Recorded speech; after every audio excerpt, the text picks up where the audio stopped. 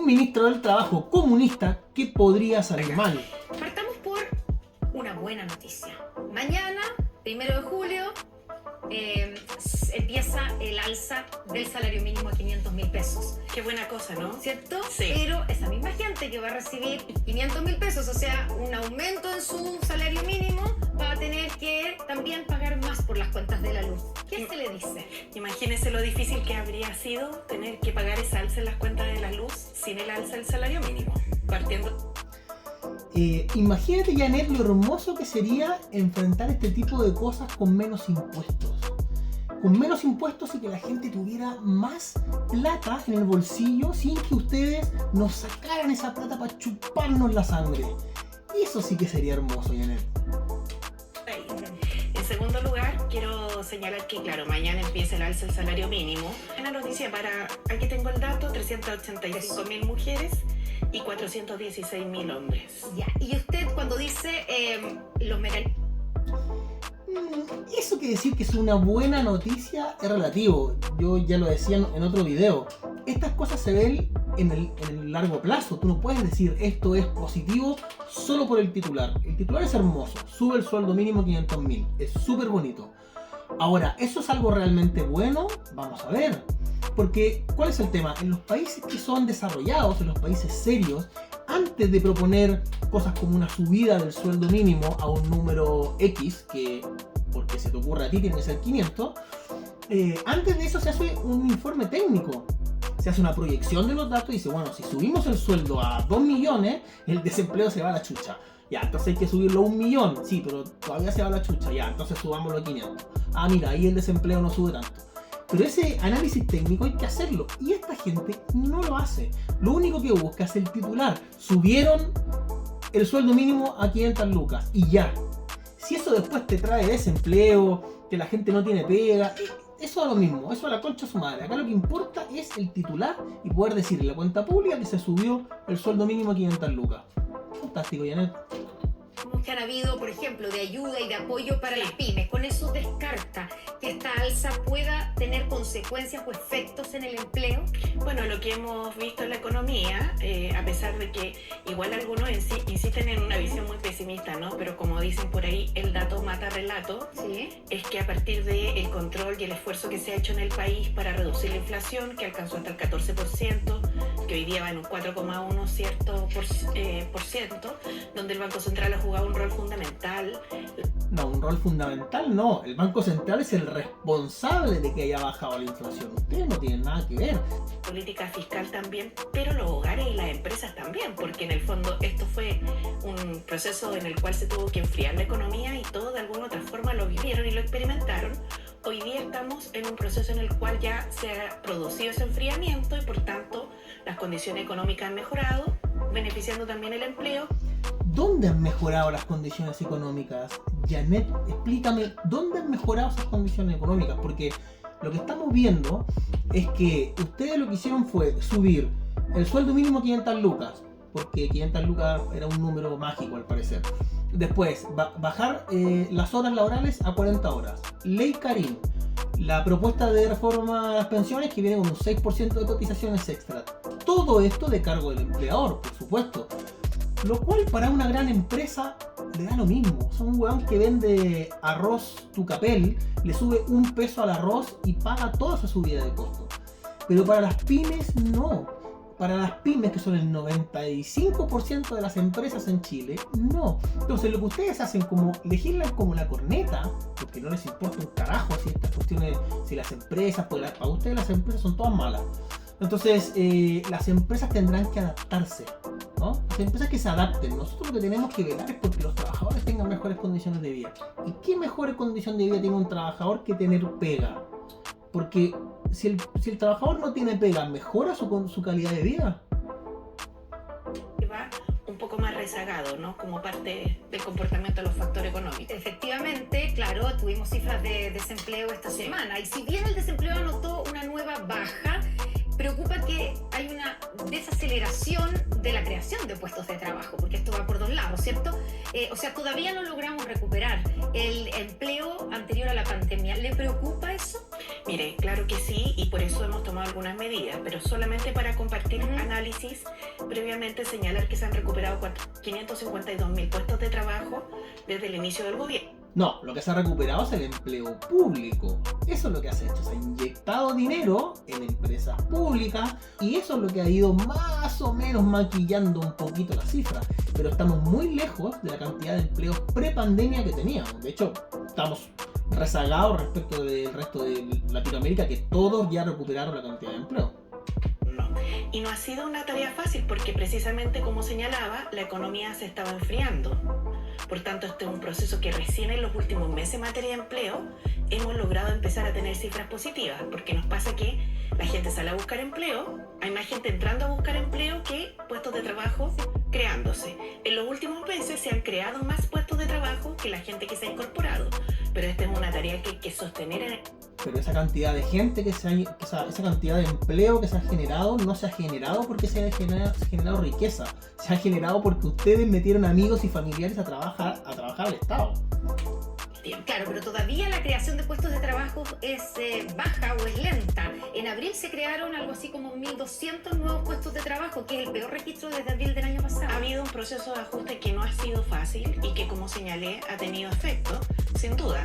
El punto es cómo nosotros proyectamos esto hacia adelante, y los mismos datos en torno al crecimiento de Alimasec, a la recuperación del sector comercio, esperamos a la recuperación del sector construcción, donde el tema de los créditos hipotecarios es bastante relevante para poder mover la demanda. Son temas que son vitales y objeto de preocupación del gobierno. Pero... Bueno, eso que dice es rotundamente falso. El último IMASEC nos dijo que Chile creció algo así alrededor de un 1%, que es más o menos lo que ha venido creciendo en la última década. Pero ese 1% está muy sujeto a la minería. La minería creció algo así como un 7%. Entonces, si no fuera por la minería, estaríamos en negativo, estaríamos decreciendo. Y claro, la minería, si bien se dice que es el sueldo de Chile y todo, no es como que a la persona de a pie le llega más plata porque a Codelco, bueno, Codelco no, porque Codelco le da como el hoyo, pero digamos, porque una empresa minera le va bien. Eso llega directamente a las arcas fiscales para que ellos después decidan, los políticos, qué es lo que hacen con esa plata. Pero no es porque se esté generando riqueza, no es porque haya compra-venta de servicios, ni se estén creando nuevas empresas. Dígate. ¿No teme que con las nuevas regulaciones, salario mínimo que comienza el alza de 500.000 pesos mañana, las 40 horas, la reforma de pensiones, que todavía no se aprueba, pero va a venir supuestamente con un alza en la cotización a cargo del empleador, ¿no teme que todo esto se traduzca en una mayor informalidad? Lo voy a poner desde la siguiente perspectiva. ¿La solución para que no haya más informalidad es acaso que las familias tengan salarios que no les permitan vivir? Yo creo que es una pregunta válida. No es una pregunta válida, Janet. No es una pregunta válida. Porque los sueldos no se pagan en función de las necesidades del trabajador. Se pagan en función de la productividad. Por ejemplo, si yo tengo una cafetería y tengo una persona trabajando en la cafetería y lo que me genera esa persona de ingreso, de utilidad, digamos, de ganancia para la cafetería, son 450 lucas. Y tú me subes el sueldo mínimo a 500 lucas, ¿yo puedo seguir teniendo a ese trabajador o lo tengo que despedir? ¿Y qué es mejor para ese trabajador? ¿Ganar 450 lucas, que es un sueldo bajo y que por supuesto tiene problemas? ¿O no tener empleo? Entonces, como no has generado un empleo en tu puta vida, como no sabes lo que es generar riqueza, como no sabes lo que es contratar, porque si ustedes se van a investigar, por ejemplo, a la ministra del Trabajo, lo único que ha hecho es chupar de la teta del Estado. Nunca ha generado riqueza. No tiene idea de lo que es generar un empleo. No tiene idea de lo que es pagarlo y pagar las cotizaciones. Entonces, así estamos en el horno. Si el ministro de Trabajo no tiene ni puta idea de lo que es generar un trabajo y pagar un sueldo, ¿cómo pretendemos que tenga ideas razonables para mejorar el sistema laboral? Estamos en el horno. Las empresas no pueden tener sus utilidades asociadas a pagar solamente bajos salarios. Deben tener sus utilidades asociadas a tener actividades que sean competitivas, productivas y que logren cierto... ¿Pero qué me estás contando, Janet? Las pymes en este país, a lo mejor las medianas empresas las voy a sacar, pero las pequeñas empresas, y sobre todo las micro, no tienen utilidades. Las empresas pequeñas no tienen utilidades. El dueño de la empresa probablemente trabaja en el almacén y además puede contratar a una o dos personas. ¿Qué me estás estás hablando de utilidades, el tipo vive de su negocio. Cuando tú subes estas cuestiones así, el sueldo mínimo, las imposiciones, las 40 horas, sin considerar que hay gente detrás que se está rompiendo el lomo para poder pagar lo que ya está pagando, lo que estás haciendo es cagarte a toda la economía. Porque no es responsabilidad del almacenero vender más para poder pagar mejores sueldos. Porque no depende de él la economía nacional, depende de ustedes que están en el gobierno, de tomar buenas políticas públicas, ojalá bajar impuestos, por ejemplo. Sería algo bueno para que vengan más empresas, generen más riqueza, la gente tenga más pega y esa gente con más pega pueda comprar en el almacén del barrio. Y así el almacén del barrio, que a su vez está pagando menos impuestos, podría subirle un poco el sueldo al trabajador. ¿Por qué en los países desarrollados no hay sueldo mínimo? ¿Por qué en países, y no vamos a decir que son neocapitalistas, es decir, en Dinamarca no hay sueldo mínimo, en Finlandia no hay sueldo mínimo, en Suecia no hay sueldo mínimo? ¿Por qué no hay sueldo mínimo? Porque tú no puedes establecer por ley un monto determinado que sea el mínimo que una persona pueda ganar. Porque es el mercado el que tiene que definir eso. Yo sé que puede sonar un poco polémico, pero lamentablemente es así. Si no hay un mercado que justifique que esa persona esté ganando más, porque se está produciendo más, lo que pasa es que suben los precios. Al dueño del almacén no le queda más remedio que subir los precios. Y entonces la persona que ganaba 450 ahora gana 500, pero en vez de 1000 paga 2 lucas por el aceite. ¿Y qué ganaste? Una participación Claro, del si el mercado problema es adecuada. que si eso se traduce en un costo en el empleo, en un aumento, digamos, en los costos del empleo, se ha puede pasado traducir finalmente en un aumento del Mire, desempleo. los efectos que hemos vivido tienen mucho que ver con el tema de la inflación, más no con las reformas, porque si usted ve 40 horas recién empezó a regir la primera hora hace un mes atrás. Y la situación en materia de... Sí, pero las empresas no están esperando que llegue la legislación para adoptar reestructuraciones. Las empresas tienen quinquenios, están mirando a 5 años para ver cómo van ajustando. Si tú anuncias que el próximo año va a haber una subida de sueldo mínimo o una bajada a las 40 horas, las empresas ya ajustaron eso. Hace rato que están ajustando eso, lo están viendo desde mucho antes. que teníamos más compleja, donde se estaba saliendo más gente a buscar trabajo, que la velocidad a la cual los puestos de trabajo se creaban, es anterior a eso. A salario mínimo todavía ni siquiera hemos llegado, va a partir recién el 1 de julio. Entonces hay una dinámica en la cual se tienden a cruzar por parte, ¿cierto?, de sectores que no están porque se avancen estos derechos laborales, la posición de que cuando se avance en este tipo de materia resulta que esto se afecta en el empleo. Pues bien, yo soy una convencida de que primero, como estas cosas no han pasado, porque el 1 de julio recién empieza el alza, en segundo lugar, la principal razón por la que estuvimos en esta situación fue la inflación. Y lo digo fue porque hoy día los datos muestran que estamos cerca de un 4,1 de tasa de inflación, y eso es un gran logro que en otros países no están ni cerca de poder producir. Bueno, como no tienes una corneta de economía, estás diciendo algo que es una estupidez. Estados Unidos, por ejemplo, lleva desde la pandemia una inflación descontrolada. O sea, inflación que no habían visto nunca, inflación por las nubes. ¿Esto ha generado desempleo, como dice Janet? No. ¿Por qué? Porque Estados Unidos es una economía que produce como la mierda, produce. Entonces, como hay mucha producción, hay muchas empresas que están ganando plata y estas empresas necesitan contratar gente. Entonces, hay full empleo en Estados Unidos. De hecho, esa es la razón por la cual no han podido bajar la inflación. No han podido bajar la inflación porque la gente tiene plata, porque todo el mundo tiene pega. El que tiene pega, tiene plata y le sobra para consumir. Y como hay consumo, hay inflación. Entonces, por más que suban la tasa, no pueden controlar la inflación. Decir que la inflación es responsable del desempleo es tremendamente estúpido. Es la productividad del país lo que genera desempleo. Si no hay productividad, las empresas no ganan plata, y si no ganan plata, no contratan gente. Problemas se solucionan tomando medidas, y las pensiones en nuestro país son un problema. Los problemas, Janet, no se solucionan tomando cualquier medida, se solucionan tomando buenas medidas. Porque si tú tomas malas medidas, basadas en un mal diagnóstico, tú puedes empeorar el problema. Y esto ya lo vivimos con el gobierno, el segundo de Michelle Bachelet.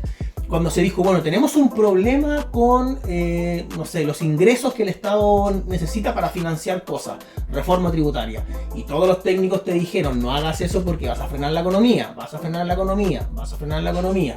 Pero los iluminados que hicieron, hagámoslo igual, si total da lo mismo. Filo, frenaron la economía. Después teníamos un problema con el tema de la selección de los alumnos en los colegios, reforma educacional. ¿Qué pasa ahora? Los pendejos están sin colegio, sin matrícula, tenemos la zorra en todos los liceos emblemáticos, dejo la cagada. Y así, o sea, cuando tú tomas una determinación para arreglar un problema, lo que va a solucionar el problema es que tu planteamiento, la solución que tú estás planteando sea una buena idea. Lo que ustedes están planteando de incorporar reparto al sistema de pensiones es una pésima idea.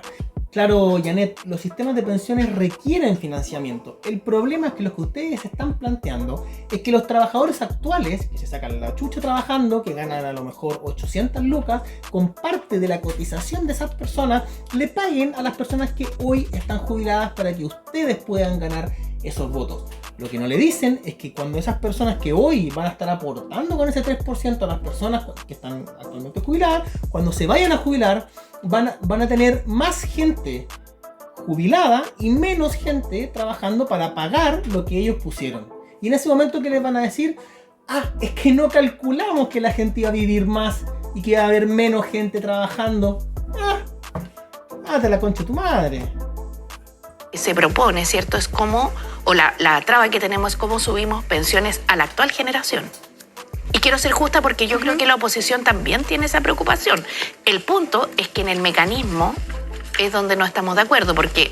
O sea, hay acuerdo en que tienen también, además de subir las pensiones en el futuro, hay que subir las pensiones de los actuales pensionados y los que están por jubilarse, que tuvieron un comportamiento además de ahorro previsional más o menos bueno, pero que les cambia mucho la vida, el ingreso cuando se pensionan. El punto está en que no hay acuerdo en el cómo, en el mecanismo de cómo aumentar esas pensiones. Hay varias opciones, hay varias, pero mire, lo principal es que esta reforma que se está haciendo ahora y que esperamos que avance, es una reforma que pone el foco en los que cotizando les fue mal. Porque usted sabe, cuando la presidenta Bachelet crea el Pilar Solidario, es muy orientado a las dueñas de casa, ¿no? Por eso la presidenta jugó un rol tan importante en protección social para las mujeres. Con el presidente Piñera se amplía esta PGU, pero el que cotiza de su pensión, de su cotización, es el que está en el peor de los escenarios. Y a esos sectores, a la clase media, es a la que hoy día hay que apoyar. Ellos necesitan un seguro social para mejorar. Pero eso es una estupidez. ¿Cómo vas a ayudar a la clase media sacándole plata a la clase media para financiar a la clase media? ¿Qué sentido tiene eso? Si la clase media no la puedes ayudar sacándole plata a la clase media y cagando de la clase media. ¿Cómo funciona ese sistema? Y sobre todo las mujeres. Ya, vamos a entrar en eso inmediatamente, pero quiero preguntarle por una frase que dijo hace pocos minutos en Canal 13, Paulina Bodanovich, en Mesa Central. La senadora dijo, no es el momento de terminar con las AFP. ¿Usted coincide? Mire, yo creo que el foco de la reforma previsional no tiene que ver con matar a alguien, a una industria, cerrar algo, terminar con alguien. El foco de la... zurda mentirosa. Eso sí que es mentira y tú, de hecho, se ríe cuando lo dice porque sabes que es mentira, Janet. Esto pasa en todas partes. Cuando llega un comunista al poder, lo primero que hace es empezar con estas cuestiones de nueva constitución, asamblea constituyente, todas esas mierdas que nosotros ya pasamos. Y la segunda dinámica es, ¿qué te puedo expropiar? ¿Qué puedo yo que esté en manos de privados tirarlo para dentro del Estado? Y esto de los fondos de pensiones ya lo hemos visto. En Argentina ya pasó. En Argentina, a las FJP, que eran las AFP de allá, lo que hicieron fue llegar al poder y decir, no, esto tiene que ser a través del Estado. Lo que hicieron fue expropiar los fondos que había, se lo gastaron en cualquier tontera, además cortando su colita, por supuesto, y se pasaron a un sistema de reparto. ¿Qué pasó? Que las pensiones en Argentina son como de $100 hoy en día. Entonces, este tipo de propuestas, y cuando te ponen la cara sonriente un comunista y te dice, no, nosotros somos buenos, en ningún momento estamos pensando en cerrar las AFP. Eso es un mito de la ultraderecha, nosotros jamás haríamos eso. Da para preocuparse. La reforma previsional tiene que ver con subir las pensiones y regular la industria. Sí, pero en un comienzo, una de las banderas de parte de este gobierno era no más AFP, fin a las AFP. Por eso le pregunto, hoy día con la reforma, con el realismo sobre la mesa y con la reforma, ahí, ¿cierto que usted está negociando? ¿No es el momento de terminar con las AFP? No, yo creo que... A ver, voy a explicarlo bien, Connie, para que no se malentienda. Mire, el foco de la reforma previsional es subir pensiones actuales y futuras. En relación a la industria de las AFP, nosotros tenemos una propuesta que termina con las AFP porque la divide en dos funciones. ¿Viste, zurdita, que sos mentirosa? Pero ¿ves que eres mentirosa? ¿Por qué no dicen de frente? Dice, sí, nosotros queremos eliminar la AFP. Que puede ser una propuesta válida, es estúpida, pero es válida. Pero en vez de eso, se dan toda esta vuelta. No, nosotros queremos incorporar un componente solamente de reparto y bueno, el día de mañana veremos. Toda la estrategia está basada en eso, en terminar con el sistema de capitalización individual y pasar a un sistema de reparto. Esto es de manual. Entonces, ¿por qué no dicen la verdad? ¿Por qué no es mejor ser un poco más honesto, Janet? La de inversión y la demás de soporte. En relación a los dichos de la senadora, creo que su opinión, digamos, pero no es lo que nosotros hemos propuesto ni lo que hemos discutido. El foco sí está en mejorar las pensiones y para eso se tienen que hacer cambios en la industria. Pero esos cambios en la industria pasan porque se terminen las AFP, ministra. Bueno, nosotros creemos que sí, por eso propusimos la separación de la industria. Ya, pero en eso no hay acuerdo con la oposición, entiendo yo. Yo creo que hay varios formatos que se pueden conversar. Usted sabe que nosotros propusimos que hay que ingresar el IPS y eso se rechazó. Parece que no les gusta la competencia con el sector público, hablan mucho de competencia. ¿Sabes qué, Janet? A nosotros nos encanta la competencia, pero la competencia entre privados, porque cuando se mete el Estado a tratar de competir, lo que hace es usar nuestra plata para utilizarla mal, endeudarse, no generar utilidades. Esto ya lo hemos visto, o sea, todas las empresas públicas están todas endeudadas con nuestra plata, pagar sueldos millonarios a familiares y amigos. Entonces, no, Janet, la competencia hazla entre privados, con la plata de los privados, no con la plata nuestra. Porque a ellos les va muy bien. Entonces ahora, por ejemplo, solo para terminar la idea... ¿Y qué? A mí qué me importa si le va bien o no. De hecho, qué bueno que les vaya bien. Porque si les va bien, primero, es un mercado en el cual va a haber más privados interesados en entrar y generar esa competencia. Pero además, ¿qué te importa que le vaya bien a la AFP si ellos han cumplido a cabalidad la tarea? O sea, el sistema de pensiones, a diferencia de lo que dice este tipo de gente, no es la AFP. El sistema de pensiones es un sistema que se compone de distintos actores. Uno de esos actores es la AFP. Otro actor es el mercado laboral, otro actor es el gobierno de turno, el Estado, en fin, tiene muchos agentes. Dentro del sistema de pensiones, lo único que ha funcionado bien es la AFP. La AFP triplica los fondos del trabajador. Un trabajador que hoy en día recibe 300 lucas, lo que él aportó a ese fondo son 100. Y 200 lucas viene de la rentabilidad que la AFP le ha generado. Para generar rentabilidad, la AFP tiene que hacer inversiones. Y para hacer inversiones tiene que contratar a gente muy calificada para que hagan buenas inversiones para nosotros. Entonces, está perfecto que a esa gente muy calificada les paguen buena plata. Yo estoy feliz de que les paguen buena plata, porque además le pagan buena plata con la de ellos. Es plata privada, no es plata nuestra, no es plata que viene de las cotizaciones. Es plata que ellos ganan de forma honesta a través de las comisiones que nos cobran, que son comisiones de mercado. Podríamos bajar esas comisiones tal vez, pero para que te hagas una idea, si repartiéramos el 100% de las utilidades de las AFP, el 100%, o sea que la AFP trabajara gratis y no ganaran ni un peso, a todos los jubilados les subiría algo así como 3 lucas la pensión. Es falso decir que el problema de las pensiones es porque las AFP les va bien o ganan mucha plata. Es una falacia total. Una AFP subió 3 veces su comisión. Triplicó su comisión. Pero la gente hoy día se puede cambiar. Y la gente no se cambió. Bueno, porque hay inercia en esto. Ya. Porque la seguridad social, como no es el mercado de las papas, no es que uno se cambie de comprar donde el caserito A al caserito B. Es distinto, falta información. Bueno, ese es un argumento que puede ser más o menos razonable, en el sentido de que siempre se dice que hay un defecto del mercado, que es la asimetría de información entre la empresa y el usuario final, y en este caso podría pasar. Y ahí el Estado podría jugar un rol, o sea, en vez de meterte a generar instituciones, comprar edificios, contratar personal, meter secretarias, meter a todos tus amigos y pagarles sueldos millonarios y todo eso a costa nuestra, ¿por qué no mejor en los colegios quitas tanto taller de teatro y de identidad de género y les metemos educación financiera a los pendejos? ¿No sería eso a nivel estatal un aporte? Los pendejos, la gente no sabe lo que es una tasa de interés, no entiende cómo funciona, mucho menos entiende cómo funciona el sistema de AFP. Eso sería un aporte del punto de vista del Estado, no meterse a gastar la plata nuestra, Janet.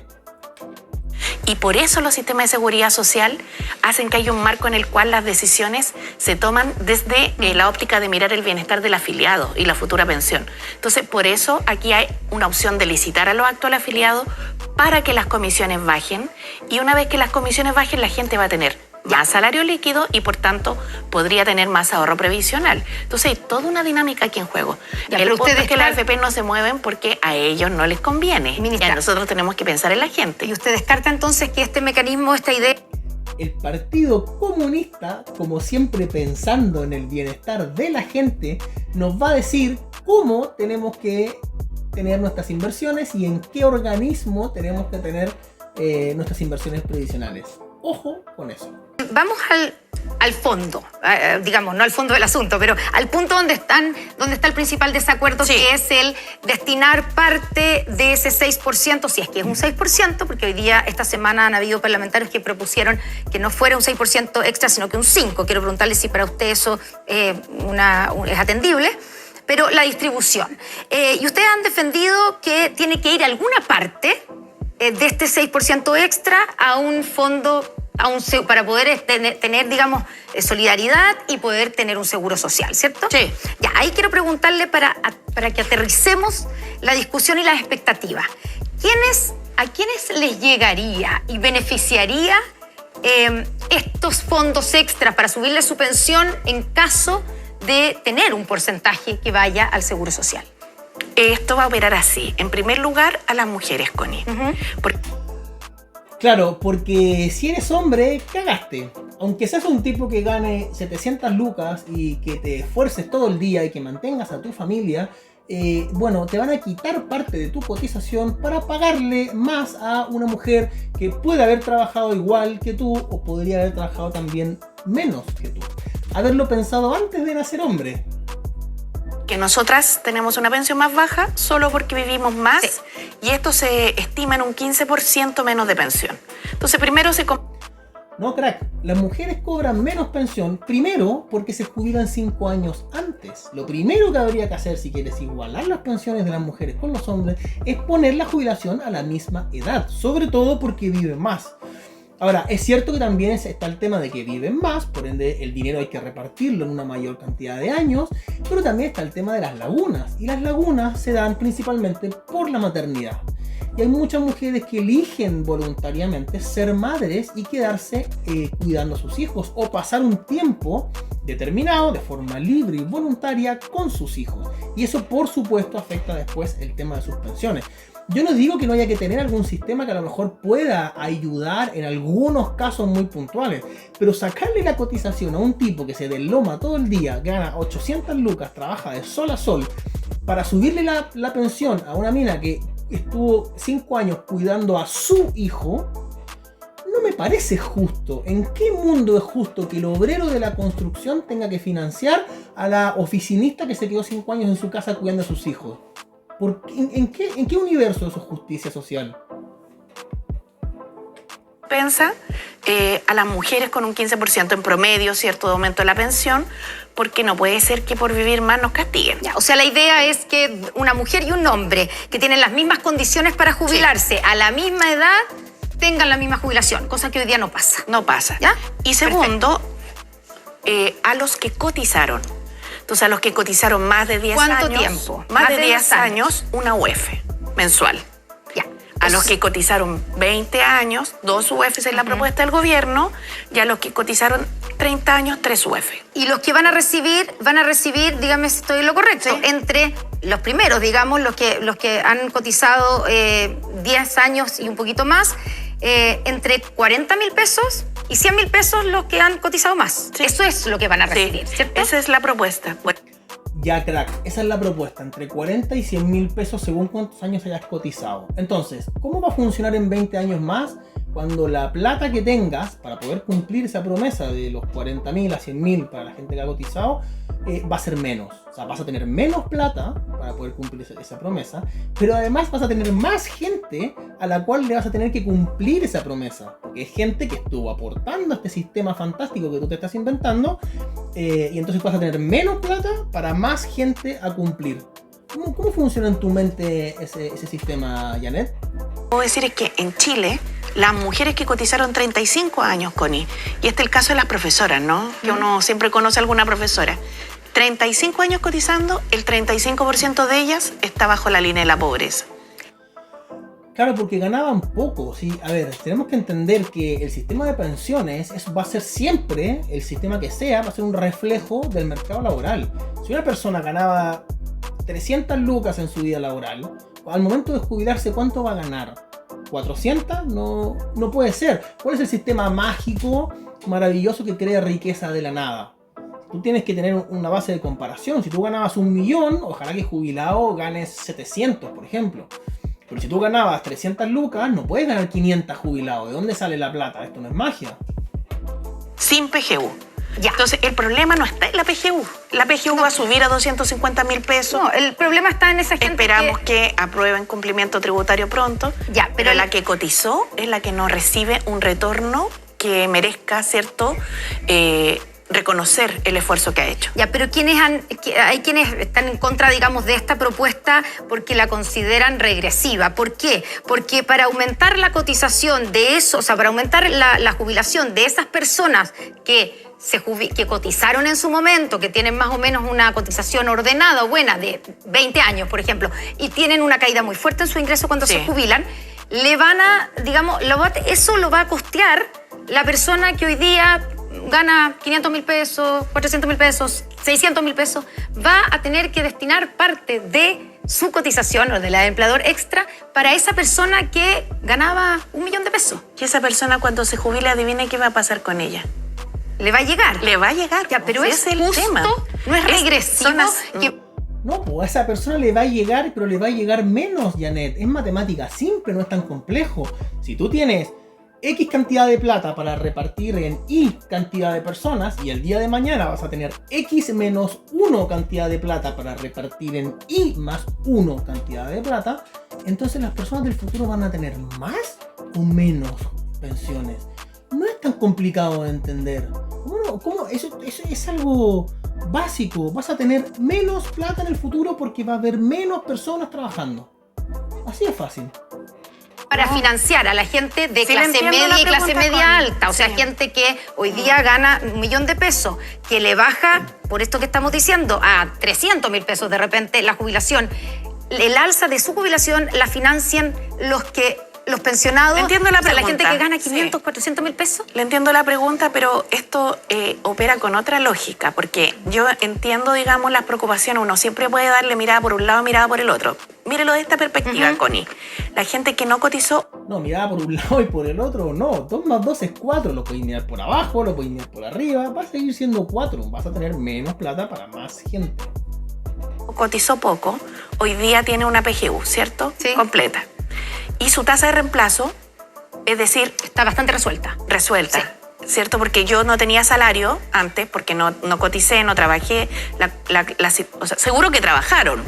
Ahora bien, si eso es regresivo porque apoya a los que más cotizaron, yo le quiero decir que el otro 3%, el que va a capitalización individual, va a ir con un criterio intrageneracional que busca suplir efectos de regresividad.